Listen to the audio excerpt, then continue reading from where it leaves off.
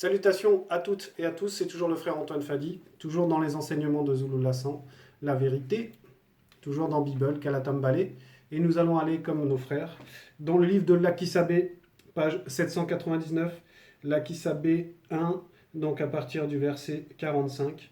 Le titre de tout ce passage, c'est l'adversaire de Jokisabé, parce que dans ce livre-là, Lakisabé, donc qui est le livre de Lakisabé, donc avertissement dans l'amour, Lakisabé va nous parler d'abord de la bonne nouvelle. Parce qu'il a écrit cet écrit-là, il a été écrit pour annoncer cette bonne nouvelle.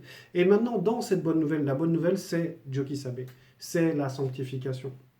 C'est la vérité et la bonne nouvelle. Oui. Et donc, dans ce cheminement, on arrive à ce passage-là qui s'appelle l'adversaire de Jokisabé, parce que, effectivement, au-delà de parler de l'amour, il va parler aussi de l'antivérité. Il va présenter donc aussi encore Jokisabé, mais il va parler aussi de son adversaire, un peu comme on pourrait présenter la vérité et l'antivérité. Donc, il va y avoir, dans tout le passage qu'on va lire, on va parler de deux choses qui reviennent beaucoup dans le discours de Lakisabé. C'est l'amour et c'est aussi la justice. Donc dans le verset 45, il est dit ceci: petits enfants, virgule, que personne ne vous séduise, point. Oui, parce que ici, donc il va utiliser le terme de petits enfants, d'abord parce qu'il y a cet affectif profond chez Lakisabé par rapport à ceux qui sont dans la parole ou qui viennent d'arriver dans le Verbe, ceux à qui on a manifesté la grâce en fait. Et les petits-enfants, c'est effectivement les personnes connues à qui on a manifesté la grâce. C'est pas simplement des enfants, c'est les jeunes gens, c'est aussi les vieillards, mais ce que ça symbolise, c'est que ça représente ceux qui ont bénéficié de la manifestation de la grâce, à qui donc on a pardonné les péchés. Donc on ne retient plus le passé, on ne retient plus les péchés. Donc il s'adresse à eux. Et parce qu'ils sont aussi jeunes dans le cheminement vers la sanctification, il leur dit, petits enfants, virgule, que personne ne vous séduise. Oui, on doit faire attention à la séduction. On doit faire attention, c'est ce qu'il lui disait, c'est ce qu'il disait là, en tout cas c'est ce qu'il avait écrit. On doit faire attention à la séduction, à ce qui peut séduire les gens. Et il dit ça parce que, en fait, dans son discours, quand il a présenté l'adversaire de Jokisabé, en fait, il veut montrer ici, Lakisabé va montrer en fait une des facettes en fait de l'adversaire. C'est la capacité à séduire, à raconter des choses qui sont fausses, des choses qu'on aimerait entendre, des choses qui pourraient nous sembler bonnes, qui pourraient manifester une forme de bonté, de justice, alors que ce n'est pas le cas. Et il va poursuivre, il dit ceci: celui qui pratique la justice selon le Verbe est juste, virgule, car t'étais est l'auteur, avec un A majuscule, de tout ce qui est juste, avec un J majuscule, point. Donc là, maintenant, il va accentuer sur quelque chose par rapport à la séduction. Il dit bien, en gros, ce qu'il essaie d'expliquer là, dans cet écrit, c'est qu'il ne faut pas s'y tromper, en fait, avec le Verbe. Le Verbe manifeste la justice, et, en fait, quand le Verbe déclare quelque chose de juste, c'est ce qui est. Voilà pourquoi il dit ça. Donc, en gros, il leur dit, vous êtes dans la bonne maison. Vous ne vous êtes pas trompé ici, il n'y a pas de fraude possible. Celui qui est déclaré juste par le Verbe est réellement juste, parce qu'il est, on va dire, justifié. Et il explique pourquoi, parce qu'il dit, l'auteur de, on va dire, la justice, l'auteur de ce qui est juste, c'est Loba. Et ça, c'est très important, parce qu'il nous présente, là, il nous présente, on va dire, un premier auteur. L'auteur même de la justice, de ce qui est juste, de ce qui est manifesté et qui est conforme à la loi. Parce que ce qui est juste et ce qui est conforme à la loi, là il présente, il dit l'auteur même de la justice, de tout ce qui existe, qui est juste. Parce que derrière la justice, on va dire, il y a une entité en fait. Et il explique que l'auteur de cela, c'est Loba lui-même. Verset 46. Celui qui pêche est de Satan, virgule, et on va s'arrêter dans la virgule, parce qu'il avait présenté l'auteur de la justice, donc l'auteur de ce qui, on va dire, est juste, c'est-à-dire que par le Verbe, on obtient la justice, parce que c'est le Verbe qui va expliquer, qui va montrer, qui va désigner ce qui est juste. Et là, il va nous présenter un autre auteur, et il dit, donc dans le verset 46, celui qui pêche est de Satan. Et oui, parce que Satan ici va représenter l'auteur de la désobéissance, parce que le péché, c'est la désobéissance. Donc il a présenté un auteur, le premier auteur qui a manifesté la justice, et bon, on va voir que même derrière la justice, il y a l'amour. Et là, il va montrer l'auteur de l'anti-vérité, de celui qui est contre la justice. On va lire la suite. Virgule, car Satan a péché après son initiation à son rôle de chérubin ou un point. Et là, c'est quand on rentre dans les profondeurs, c'est juste merveilleux ce qu'il est en train de dire là. Donc déjà là, il révèle à quel moment Satan a péché. Eh oui. Et ça n'a rien à voir avec les Bibles actuelles ou même les discours des religions. Dans certaines religions, on va vous dire que Satan a péché parce qu'on on lui a ordonné de se prosterner devant l'homme et il avait refusé. Dans d'autres religions, ils vont dire même que on va dire Satan a péché alors que la terre existait. Mais là, on nous donne la précision. Ici, c'est l'Akisabé qui nous donne la précision, qui nous dit car Satan a péché après son initiation à son rôle de chérubin ou oint. Donc la précision est très très importante. Mais pourquoi il cite cela? Pourquoi il va, dans son discours, lorsqu'il écrit cette lettre, mais pourquoi il va dire, pourquoi il va préciser cela? Pourquoi il donne l'information de car Satan a péché après son initiation à son rôle de chérubin ou oint? Parce que, en fait, ici, il est en train de montrer l'amour en fait qui avait été manifesté d'abord au chérubin oint. On va relire et on va bien comprendre. Celui qui pêche est de Satan. Donc celui qui désobéit n'est pas lié à l'auteur de la justice, mais à l'auteur de la désobéissance, c'est-à-dire Satan lui-même. Virgule, car Satan a péché après son initiation à son rôle de chérubin oint. Donc en gros, on nous explique ici que Satan a reçu une initiation et après cette initiation, il a péché. C'est ce qui nous est dit là. Après, a péché après son initiation à son rôle de chérubin oint. Ça veut dire quoi? Ça veut dire, comme je disais, que l'Akisabé, même dans le titre, c'est avertissement dans l'amour. Ça veut dire que l'auteur de la justice, en fait, a manifesté ce qui était juste pour ce chérubin oint. C'est-à-dire qu'on lui a d'abord manifesté l'amour. On lui a manifesté l'amour en lui donnant une initiation. Et maintenant, de cette initiation, il devait donc garder cet amour profondément, et cet amour normalement va lui permettre d'être juste. Parce que il y a dans le discours qu'on va voir ensemble, il y a une dualité entre, comme je l'ai dit, l'amour et la justice. Les deux vont ensemble. Mais en premier, là, ce qui est montré, c'est que à Satan, enfin en tout cas au chérubin oint, on lui a manifesté l'amour parce qu'on lui a donné une initiation. Et cette initiation devait lui apprendre, par amour, lui apprendre à être juste. Et maintenant, après cette initiation, là, il va désobéir. Donc, en gros, lui qui devait, parce qu'il a reçu l'amour, et il a reçu, on va dire, la justice, parce que la justice va représenter l'enseignement. Le fait qu'on lui ait donné quelque chose, c'est l'amour. Et maintenant, cette chose-là, c'est la justice, parce que l'initiation là, à son rôle de chérubin oint, c'était la justice. Et maintenant, lorsque lui doit à son tour manifester l'amour et la justice, c'est-à-dire l'obéissance, il va pécher, il va désobéir. Voilà pourquoi ici, l'Akisabé a donné cette précision. Parce que c'est lié même au verset, en fait, au verset 44. Parce que dans le verset 44, il est dit quiconque demeure dans le verbe de tété ne pêche point. Donc lui, il n'a pas demeuré dans le verbe. Ne pêche point. Point virgule.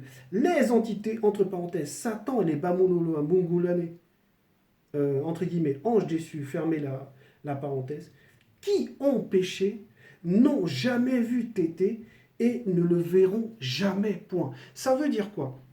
Ça veut dire que dans ce passage-là, où l'Akisabé parle, dans ce verset donc 46, celui qui pêche est de Satan, ça veut dire que celui qui pêche, en fait, n'a pas l'amour. Parce qu'il n'a pas demeuré dans le verbe. Et puis, puisqu'il n'a pas reçu cet amour, puisqu'il ne l'a pas accueilli, alors qu'on lui a donné l'initiation, on lui a donné le moyen de devenir, on va dire, juste, il n'a pas manifesté l'amour qui permet d'aller, on va dire, il n'a pas manifesté, pardon, la justice qui permet d'aller dans l'amour. Parce que lui, il devait faire le chemin inverse. On lui a donné l'amour et la justice, et lui, il devait manifester la justice pour rentrer dans l'amour. Et ici, rentrer dans l'amour, ça voulait dire connaître le Créateur, voir le Créateur. Alors que dans toutes les Bibles, ou même dans les livres religieux, Satan a vu, entre guillemets, leur Dieu. Il a vu leur Dieu. Il a vu Dieu, il a vu Allah, etc. Alors que là, on vous montre que Satan n'a jamais vu le Créateur. Et c'est logique. Parce que pour qu'on puisse avoir l'amour, il faut passer par la justice. Il faut être juste d'abord.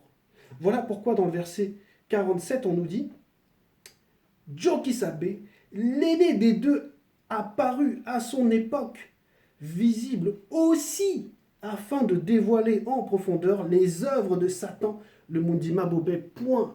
Et là, on nous montre maintenant la réponse, on va dire, à cette désobéissance de Satan. On nous explique, on nous dit ici qu'il y a un personnage exceptionnel, l'être suprême dans le visible, qui lui va représenter l'amour, et l'amour va rentrer dans le visible. Jokisabe, l'aîné des deux, apparu à son époque visible. Aussi, on va s'arrêter à ce aussi là, parce que le aussi veut dire que il est venu, mais il a eu plusieurs, on va dire, rôles. Il y a d'abord eu le rôle de dans le verset 43, il est dit « Or, virgule, vous le savez, virgule, Jokisabe a paru, est paru, hein, pour ôter les péchés de ceux connus, virgule, et il n'y a point en lui de péché, point. » Donc là, ça c'est le premier point. C'est pour ça que ici, l'Akisabe, dans la continuité de son discours, dit donc au verset 47, « Jokisabe, l'aîné des deux, a paru, donc a est paru, à son époque visible aussi. » Donc là, maintenant, on va présenter la deuxième chose. La première chose, c'était pour ôter le péché, mais il y a eu plusieurs choses, il n'y en a pas que deux. Il a eu, on va dire, il a manifesté différentes missions, mais il insiste là sur deux missions. Et vous allez comprendre que ces deux missions sont liées à l'amour et à la justice. Parce que là, il dit, Jokisabe, l'aîné des deux, a paru à son époque, visible aussi, afin de dévoiler les profondeurs, en profondeur, les œuvres de Satan, le Mundima Bobé. Donc, d'abord, il est venu, on va dire, pour les connus, pour ceux connus, pour ôter le péché. Et là, l'Akisabe nous dit, mais il n'est pas venu que pour ça. Il n'est pas venu que pour ça. Parce que derrière cette mission de sauveur, il y a plusieurs choses. Pourquoi? Parce que d'abord, le fait de ôter les péchés de ceux connus, c'est en gros manifester la grâce. Parce que Kudumane Mula, donc Jokisabe, vient, il est avec le deuxième, ils sont la manifestation de l'amour. Oui, ils sont la manifestation de l'amour de l'Oba. Donc maintenant, cet amour rentre dans le visible. Parce que d'abord, on a manifesté l'amour. Et maintenant, cet amour va ôter le péché de ceux connus. Mais il vient aussi pour la justice. Et la justice, c'est quoi? C'est de dévoiler les œuvres en profondeur, les œuvres de Satan. De montrer où est l'anti-vérité. Parce que Satan va représenter l'auteur de la désobéissance, donc l'anti-vérité. Verset 48. Quiconque est purifié par le pouvoir du verbe de tété ne pratique pas et ne demeure pas dans le péché, virgule, on s'arrête là.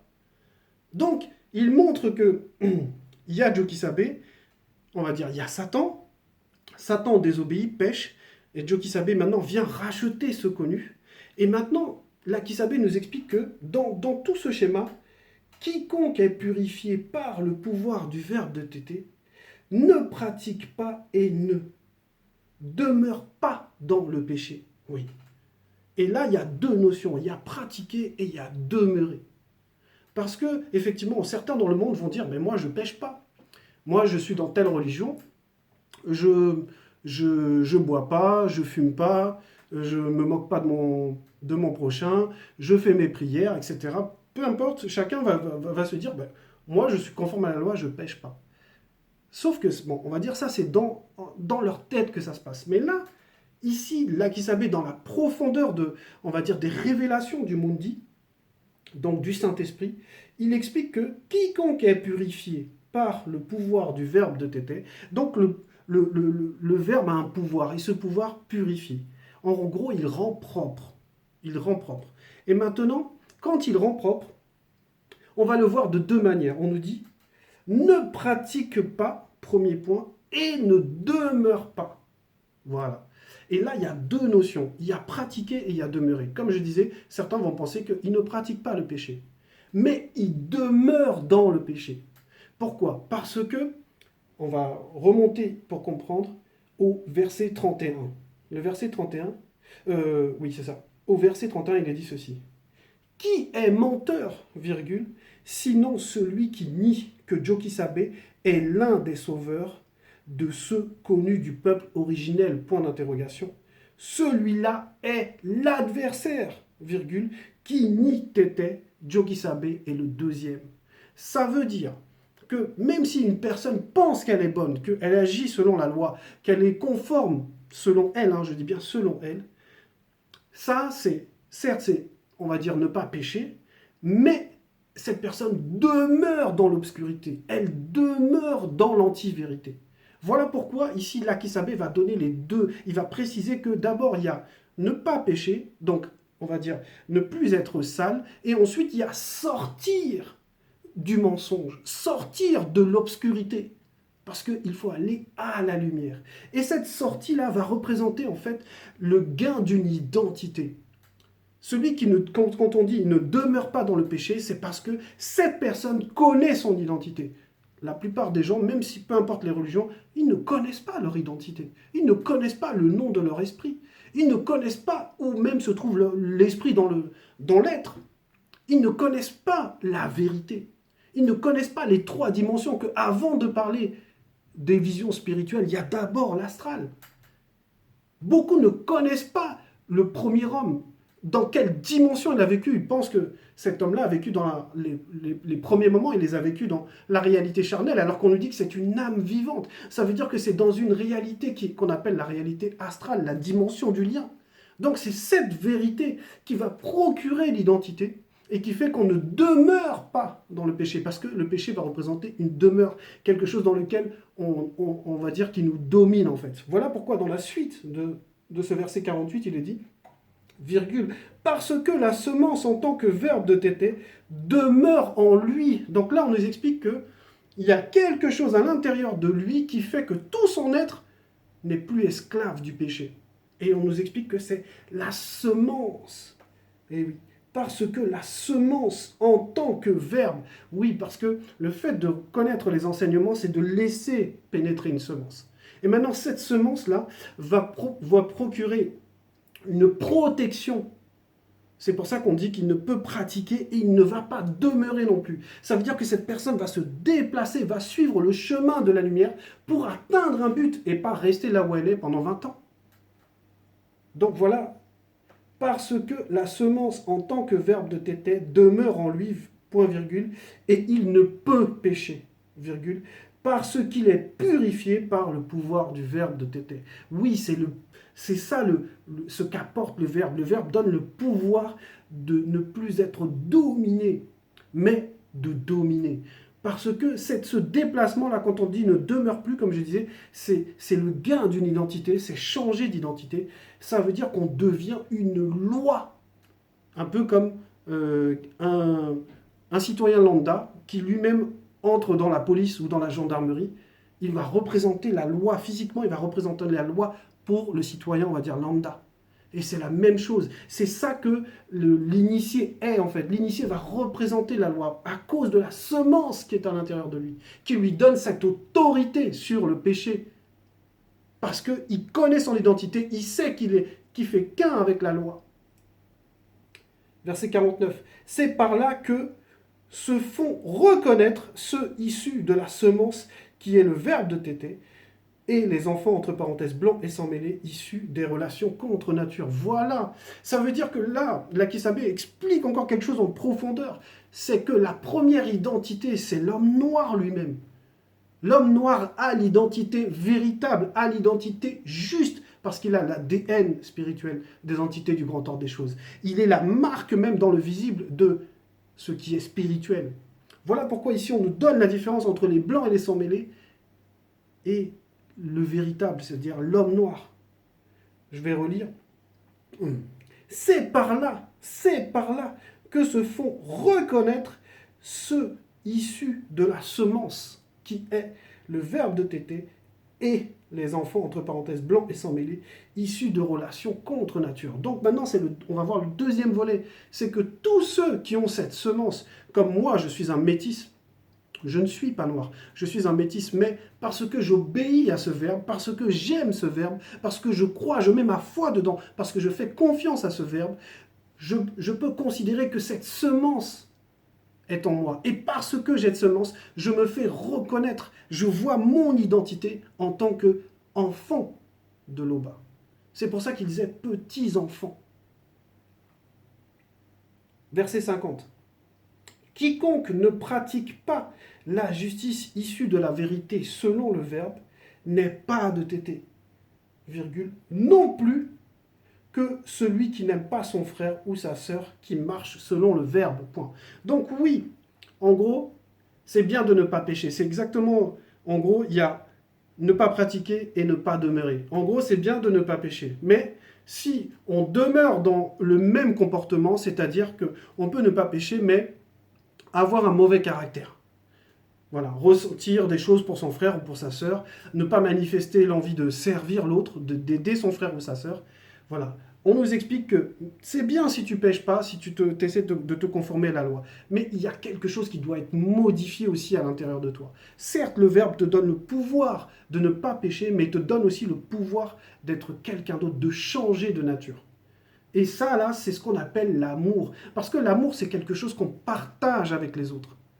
Le Mouledi, récemment, dans une de ses vidéos, a ouvert, on va dire, la porte en disant que ceux qui veulent rentrer dans les bergeries qui sont dans le monde, que ce soit celles ici, en Côte d'Ivoire, au Bénin, au Canada, sur l'île Maurice, en Tanzanie, que la porte est ouverte, vous êtes les bienvenus. Parce qu'il faut ne pas demeurer dans le péché, il faut se déplacer. Et ce déplacement te ramène vers tes frères, te ramène vers tes sœurs, et c'est ça l'amour. L'amour, c'est le fait qu'on va tous vers quelque chose, et cette chose-là nous unit. Et c'est le verbe. Et c'est ça l'amour. L'amour, c'est quelque chose qu'on partage, ce n'est pas quelque chose qui nous fait qu'on reste de notre côté et qu'on se dit, bon, même s'il y a la bergerie, même s'il y a les bergeries, on reste dans notre coin, ça va bien se passer, on est déjà un abonné de Zulula, ça suffit. Non. Et oui, il y a plus de 20 000 abonnés. Mais est-ce qu'il y a 20 000 personnes dans chaque église de maison? Non. Voilà, donc il y a quelque chose à faire parce que lorsqu'on aime profondément le verbe va nous rapprocher de nos semblables. Parce qu'on doit mettre en pratique même la loi par rapport à on va dire, à la ressemblance, au fait qu'on serve tous le Créateur. Et ça, c'est très important parce que la suite nous dit, car ce qui vous a été, verset 51, car ce qui vous a été annoncé et ce que vous avez entendu dès le commencement, virgule, c'est que nous devons nous aimer les uns les autres selon le verbe, virgule, et ne pas ressembler à Panguissé, entre parenthèses, Caïn, virgule, qui fut séduit par Satan, le Mondima Bobé, entre parenthèses, mauvais esprit, virgule, et qui tua son frère Mondiway, point. Et vous voyez qu'il n'y a pas de hasard, parce qu'au début du verset 51, car ce qui vous a été annoncé et ce que vous avez entendu dès le commencement, dès le Bébotedi. Donc dans le Bébotedi, dans l'origine, il y a déjà eu cette histoire d'amour, ce lien d'amour que Satan est venu déranger, parce qu'il avait déjà fait ça avec le premier homme et la première femme. Et là, il l'a manifesté encore d'une autre manière avec les deux frères. Panguissé, donc Caïn, et Mundiway, Abel. Donc, c'est pas pour rien qu'il va citer ces deux personnes-là. Parce qu'il y avait déjà un lien d'amour que Satan est venu, parce qu'on le cite aussi, que Satan est venu déranger. Et ça, c'était au commencement. Ça veut dire que dès le départ, la première des choses, et c'est pour ça que même dans le verset 45, on nous donne bien que Loba est l'auteur de la justice. Parce que ce qui a été manifesté au départ, c'était juste, et maintenant, Satan qui désobéit vient mettre sa semence pour empêcher que la personne reste on va dire, en dehors de pratiquer le péché et en dehors du péché lui-même. Donc ne pas demeurer en fait. Donc c'est pas pour rien qu'il cite Panguissé et c'est pas pour rien qu'il cite cette histoire de Panguissé de Mundiway. Parce qu'il y a eu séparation. Et vous le savez, Loba a horreur de la répudiation, a horreur de la séparation. Parce qu'il faut manifester la justice. Et l'amour là qu'il y avait entre les deux frères a été altéré Parce que le premier amour qui te permet vraiment d'aimer ton frère, c'est l'amour de la loi. Ponguissé avait était sur ce chemin initiatique de l'entité de justice et il voulait manifester la justice par rapport à l'acte odieux que son frère Mundiwei, son petit frère Mundiwei, avait fait sur l'agneau. Et on lui a expliqué que non, que tu dois d'abord te protéger en obéissant au verbe, parce que tu ne sais pas ce qui t'anime là à ce moment-là. Tu ne sais pas ce qu'il y a vraiment derrière tes intentions là, de vouloir manifester la justice à tout prix, alors que ce n'est pas à toi de faire. Contente-toi d'abord d'obéir et tu y verras plus clair. Et c'est ce qu'il n'a pas fait. C'est pour ça qu'on revient toujours à l'amour, et l'amour c'est garder ses commandements, c'est ce qui est dit dans le livre de l'Akisabé, que l'amour en loba, l'amour en tété, consiste à garder ses commandements. Et que c'est cet amour, lorsqu'on garde les commandements, c'est ça qu'on partage avec son frère ou avec sa sœur. Et c'est ce qui n'a pas pu se faire entre Ponguissé et Mundiwei, et qui a ouvert une porte immense, la porte de l'homicide, mais aussi du meurtre, parce que Mundiwei a tué un animal. Donc le meurtre apparaît là en fait. Et ça, c'est le désir profond de Satan. Pourquoi? Parce qu'il veut manifester le contraire de la vie. Voilà. Parce que lui, il va représenter celui qui désobéit. Donc à chaque fois que la loi va se présenter, lui, il va essayer de désobéir à la loi. Donc on nous apprend à avoir de l'amour les uns pour les autres, pouvoir se rendre service, pouvoir aimer son prochain, mais d'abord parce qu'on aime le Verbe. Et c'est logique lorsqu'on aime le Verbe, que lorsqu'on ressent la présence du Verbe entre nos frères et sœurs, qu'on aime notre frère et notre sœur. C'est ça l'unité. Et comme je vous le disais tout à l'heure, cette scène-là que l'Akisabé explique, c'est parce qu'il a parlé de Satan et des anges déchus. Parce que, on va dire, Satan et les anges déchus, avant qu'ils deviennent Satan, avant que les anges soient déchus, ils faisaient partie d'une famille. Ils faisaient partie de la famille. Et le fait de ne pas avoir respecté la loi les a séparés de la famille. Voilà, qui va représenter les entités du grand ordre des choses. Donc, c'est juste qu'il explique que c'est le même comportement qui conduit, en fait, que ce soit pour les anges déchus ou que ce soit pour nous, tous les hommes, c'est la même chose qui conduit, en fait, à la chute. C'est la désobéissance par rapport à ce qui est établi, par rapport à la loi. Verset 52. Ne vous étonnez pas, virgule, frères et sœurs, virgule, si ceux du visible vous haïssent. Oui, c'est normal, puisque le but, c'est qu'on se rassemble, qu'on soit ensemble. Et lorsqu'on va être ensemble, on va manifester et bâtir l'Église. Et on va manifester la force, on va manifester l'autorité, on va manifester l'assurance. On va contredire, on va démontrer que l'antivérité est en face. Donc, ça va déranger les personnes qui aiment l'antivérité, qui veulent rester dans leur religion. Ça va déranger les personnes qui ont des attitudes, des comportements qui ne sont pas selon le Verbe. Et il va y avoir la haine pour cette manifestation de l'Église, de Ebassi. Il va y avoir la haine par rapport à l'unité que l'on manifeste, même dans le plan spirituel. Le monde occulte va vouloir combattre. Mais c'est peine perdue. Verset 53. Nous savons que nous sommes passés de la mort spirituelle à la grâce, virgule, parce que nous aimons les frères et sœurs qui marchent selon le Verbe, point. Et voilà, et là c'est encore par rapport à ne pas pratiquer, ne pas demeurer. Ne pas demeurer, ça veut dire sortir de la condamnation. Ne pas demeurer dans le péché, ça veut dire sortir de la mort spirituelle. C'est ce qu'il dit là. Nous savons que nous sommes passés de la mort spirituelle à la grâce. Donc on nous a extirpés. Le fait qu'on nous donne la manifestation de la grâce, ce n'est pas par rapport à nos actes, parce que la grâce s'obtient, on va dire, par générosité, par amour. On gracie un prisonnier, on ne retient pas ses fautes. C'est exactement ce qui se passe lorsque on veut sortir quelqu'un du péché. Donc on va lui manifester la grâce, pap, maintenant il est hors du péché. Maintenant c'est à lui de demeurer hors de ce péché-là. Donc, nous savons que nous sommes passés de la mort spirituelle à la grâce, virgule, parce que nous aimons les frères et les sœurs qui marchent selon le Verbe. Donc là, c'est encore très profond. Il montre que c'est dans l'unité que l'on voit que nous ne sommes plus attachés au péché. C'est dans l'unité. Parce que l'amour qu'on a pour son frère ou pour sa sœur va représenter l'unité. Parce que c'est le lien, c'est ce qui nous unit les uns aux autres. Donc, le fait d'aimer son frère ou sa sœur, le fait de rentrer dans Ebassi, le fait de participer à la propagation, aux églises de maison, d'avoir de l'amour charnel, même charnel, d'avoir de l'appréciation, d'aimer les autres, d'aimer ceux qui aiment le Verbe, manifeste le fait que on n'est plus condamnable, on n'est plus dans la condamnation, qu'on a réellement reçu la manifestation de la grâce.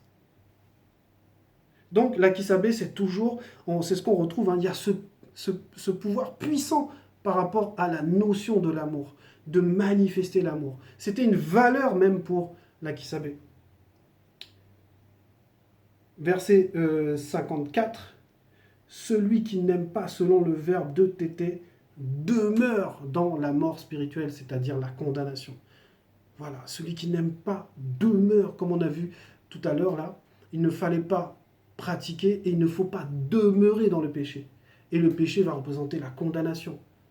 Donc là, on nous dit bien, hein, celui qui n'aime pas selon le verbe. En gros, c'est celui qui n'obéit pas à la loi, qui ne pratique pas la loi entre son frère et sa sœur. Lui là, il va demeurer dans la mort spirituelle, c'est-à-dire la condamnation. Voilà.